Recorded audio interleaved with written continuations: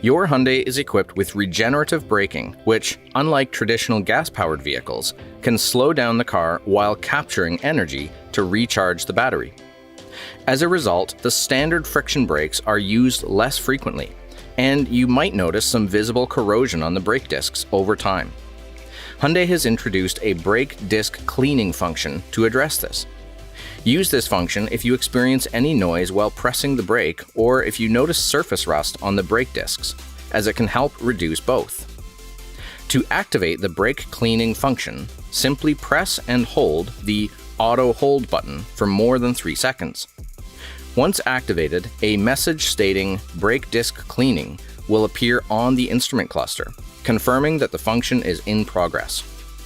Regenerative braking will be temporarily restrained until you depress the brake pedal approximately 10 times while driving. The exact number may vary based on your driving conditions. This will allow the friction brakes to engage fully and use friction to clean the brake discs. The function will automatically deactivate once the cleaning process is complete. Alternatively, you can also manually turn it off by pressing and holding the Auto Hold button again, or by turning off the vehicle.